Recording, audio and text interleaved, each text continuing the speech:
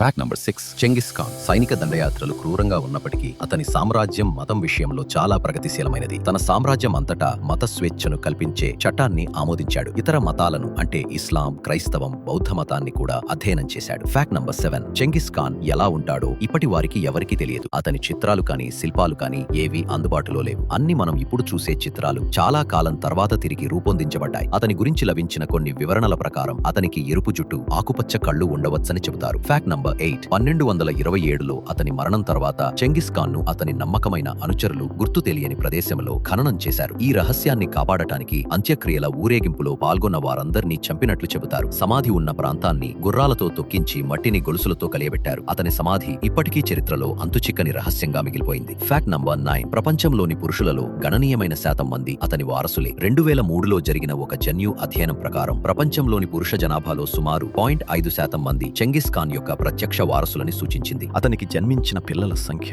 అభివృద్ధి చెందుతూ పోయిన వంశం దీనికి కారణం. Fact number 10. అతని విజయాలు పర్యావరణంపై కూడా ప్రభావం చూపించాయి. కార్నెగీ ఇన్స్టిట్యూషన్ ఫర్ సైన్స్ చేసిన ఒక అధ్యయనం ప్రకారం మిలియన్ల మంది ప్రజల మరణాలు, తదనంతరం నిర్మానుష్యమైన ప్రాంతాలలో పెరిగిన అడవుల వల్ల వాతావరణం నుండి గణనీయమైన మొత్తంలో కార్బన్ తొలగించబడిందని తెలిపింది. చెంగిస్ ఖాన్ గురించి మరింత తెలుసుకోవడానికి ఈ సినిమా చూడండి.